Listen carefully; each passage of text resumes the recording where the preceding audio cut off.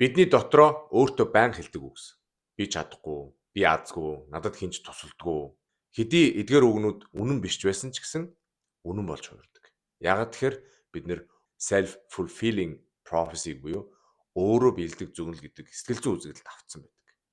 За энэ сэтгэл зүйн үйлдэлд автснаар дараа нь ямар амьдралын хэв маяг юу гарч идэв гэхээр victim mentality буюу хохирогч сэтгэлгээний үзэгдэл гарч ирнэ. Хай, хөрөнгө оруулагч Тэмүүлэн байна. Та бүхэн манай Money Wise Master Channel тавтай морил. Хэрвээ та subscribe хийгээгүй subscribe бутан дараарай. Тэрний оронд та бүхэндээ би олон сонирхолтой видео өргөхлөө. За энэ удаагийн дугаараар би self fulfilling prophecy буюу өөрөө биелдэг зүгнэл тэгээд нөгөөх нь болохоор victim mentality буюу хохирох сэтгэлгээний тухай ярилцъя гэж бодлоо. Ингээд let's talk about money. Өөрөө биелдэг зүгнэл. За манай монголчууд ярьдэн штэ худал үгийг 1000 давтах тусам үнэн болдог гэж. За тэгвэл энийг шинжлэх ухааны хэллэгээр self fulfilling prophecy буюу cognitive bias гэж хэлээд байгаа. За энийг болохоор монголоор би орчуулад юу гэж орчуулад байгаа гэхээр өөрөө биелдэг зүгнэл гэж орчуулж байна. За өөрөө биелдэг зүгнэл гэдэг нь хүн өөрийнхөө итгэл үнэмшил тохирсон үйлдэл гаргаснаар тэр нь бодит байдал болох процессыг хэлээд байгаа. За жишээ нь би хизээч амжилтанд хүрэхгүй гэж бодож ивэл тэр хүн мэдээж амжилтыг олж харахгүй, боломжийг олж харахгүй, амжилт түүнийг дандаа тойрж явна. Тийм учраас өөрийнхөө нөхцөл байдал таарсан тэр итгэл үнэмшилтэй тогтсон үйлдэл хийхээр тэр яг үйлдэл нь одоо тэр итгэл үнэмшил нь үнэн болж үрд юм аа гэсэн чинь. За энэ үзэгдлийг хамгийн анх 1948 онд Америкийн нийгэм судлаач сэтгэл зүйч Роберт К. Мертон гэдэг судлаач анх нэрлэжсэн юм байлээ. Тэгэд үүнээс хойш зөндөө олон стади, зөндөө олон шинжлэх ухааны баримт бичгүүдийг гаргасан байдаг юм байлээ. Олон эрдэмтэд талтлаасан судлаад. Энэ үзэгдэл нь яадаг юм гэхээр үндсэндээ би хийж чадахгүй, айсгүй надад хүн туслахгүй байна. Айсгүй би ингээд айгүй азгүй хүн гэд хүн бодох тусам яг тэр нь ингээд биелэлээ олоод тэр хүн яг өөрийнхөө тэр бодлын дагуу үйлдэлээ хийгээд ингээд яваад байдаг. Тийм учраас дандаа азгүй байдаг сэтгэл төрнө. Тийм учраас дандаа хүн туслахгүй юм шиг сэтгэл төрнө. Ягаад тэгэхээр хүн надад хүн туслахгүй гэд ингээд яваад хам хүнээс тусламж гуйхаа болдог. Хүнээс тусламж гуйхаа болохоор мэдээж хүнд туслахгүй гэсэн. За тэгээд ер нь манай монголчуудын ярьдгаар тий амны бэлгээс аштын бэлэг гэж ярьдаг. За тэр нь яг адилхан концепт байна. Ерөөсөө муу юм ярих юм бол мэдээж тэр муу юмаа дууддаг гэж бид нэр ярьдаг тий. Дандаа муу бодолтой хүн бол дандаа муу юмыг өөртөө дуудаж идэг гэж ярьдаг. Тийм учраас self fulfilling prophecy буюу өөрөө биелдэг зүгнэл гэдэг нь бодит байдал байх нэ.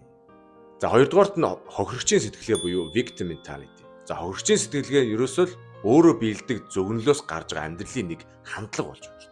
За өөрөөр хэлбэл миний муу явж байгаа, миний азгүй байгаа, надад хүн туслахгүй байгаа нь ерөөсөө л бүх юм гадны хүчин зүйлтэй холбоотой гэж хүн өөртөө итгүүлсээр хагаад тэр нь ерөөсөө үнэн болж хувираад тэгээ бодит байдал болчдөг. Тэнгүүт би азгүй, би муу байна, хамаг миний одоо тий ажилгүй яваа өөр хүнээс шалтгаалж байгаа гэж дандаа тийм хохирогч сэтгэлгээтэй. Би буруугүй одоо бусд нь буруутай.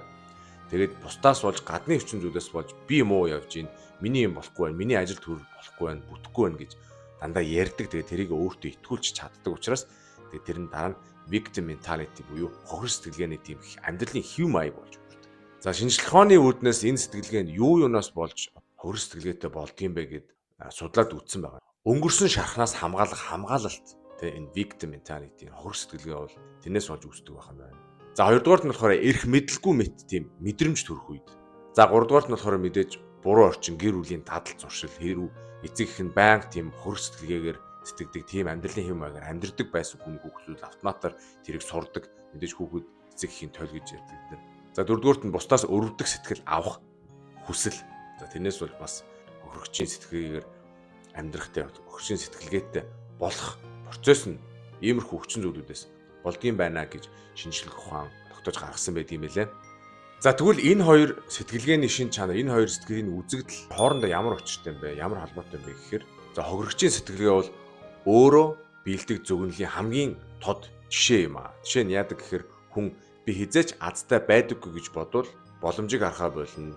Эрсдэл хийхгүй, өөрийгөө хязгаарлана. Тэрнээс болж амжилт ирэхгүй тийм шалтгаан болдог. Тэгээд тэрэн дараа нь юу болдог гэхээр хохирогч сэтгэлгээ болоод тэгээд миний азгүй яваа, альсгүй миний ажил бүтэхгүй яваа нь ерөөсөө л гадны хүчин зүйлтэй холбоотой юм байна гэж өөртөө итгүүлдэг явдал. Тийм учраас энэ хоёр сэтгэлгээний үзэгдэл хоорондоо маш холбоотой. Нэг нь өөрийгөө би азгүй гэж итгүүлдэг. Үнэхээр аз ирэхгүй бол миний азгүй байгаа байдал гадны хүчин зүйлээс 100% холбоотой гэж тийм сэтгэлгээний хямралд ордог, тийм амьдралын хэв маяг хандлагатай болд юм гэсэн санаа. Энэ бүгдийг ингээд базаад хэлэхэд сүрэг итгэл үнэмшил тий. Тэгээд дараа нь тэрнээс бол сүрэг үйлдэл гарч ирнэ. За сүрэг үйлдэлээс болж сүрэг үр дүн гарч ирнэ. За тэгээд сүрэг үр дүнгээс болж итгэл улам баталгаажаад одоо нэг чөтгөрийн тойрог гэдэг шиг итгэлгүй болсноор сүрэг итгэл үнэмшил нь улам ихсэн.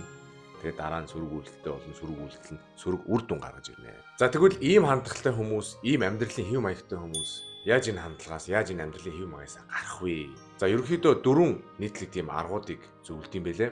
Тэгэд энэ нь болохоор нэгдүгээрт сэрэмжтэй байх, анзаарах, өөрийнхөө бодлыг анзаарах. Би яагаад яг одоо ийм бодолтой байна вэ? Тэгээ юунаас болж би ингэж бодоод байна? Энэ бодол надад эерэг юм авчирч гэнэ вэ? Эсвэл сүрэг юм авчирч гэнэ вэ гэж өөрийгөө анзаарч өөрийгөө тэгж ингэж сонсож явах хэрэгтэй гэж. За хоёрдугаарт нь бол сэтгэл зүйн талаас нь reframing буюу хандлага өөрчлөх тийм арга байдаг. За тэр нь яадаг юм гэхээр би чадахгүй гэдэг үгийнхээ оронд би оролдож үзэж байна. Эсвэл би чадахыг оролдож байна гэдэг. Тэр чадахгүй гэдэг үгээ тийм үгээр солих. За надад боломж алга гэдэг үгийнхээ оронд жишээлбэл за би боломжийг хайж байна.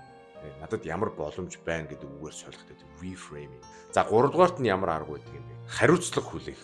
Ямар нэг юмд буруу өгөхгүйгээр, өөртөө эсвэл буруу өгөхгүйгээр хариуцлага хүлээж сурах. Тэр нь яадаг юм бэ гэхээр за миний бүтлгүй яваа бол гадны хүчин зүйлээс шалтгааллахгүй зөвхөн өөрөөс мань шалтгаалж байгаа гэсэн. Өөрөө өөртөө хариуцлага тухад сурах. За дөрөвдүгüүрт нь нотлогоо цуглуулах. За шинэ итгэл үнэмшлийн нотлогоо. За тэр нь яадаг юм бэ гэхээр би өнөөдөр юу хийж чадсан бэ? Миний өнөөдрийн амжилт юу байсан бэ? Өнөөдөр надад ямар юу гоё сэтгэл төрүүлв? Би ямар юмыг хийж чадав, ямар юмыг хийж чадаагүй вэ гэдэг амжилттай гэсэн баримтуудаа цуглуулж өөрөө өөртөө жоохон урам өгч тийм урамшуулж явах хэрэгтэй. Хохирогч сэтгэлгээ тэгээд өөрөө биелдэг зөгнөлөөс гарахын тулд 4 арга ашиглах нь байна. Нэгдүгээр сэрэмжтэй байх, за хоёрдугаарт хандлага өөрчлөх, гуравдугаарт хариуцлага хүлээх, өөр өөртөө хариуцлага тохох. За дөрөвдүгээрт нь болонгууд ерөөсөө шинэ итгэл үнэмшлийн нотлогоо цуглуулах. Тэгээ өөрөө өөрийгөө урамшуулах. Би юу хийж чадсан бэ, яасан бэ? За энэ 4 аргыг ашигласнаар та victim mentality буюу хохирогч сэтгэлгээгүй болно.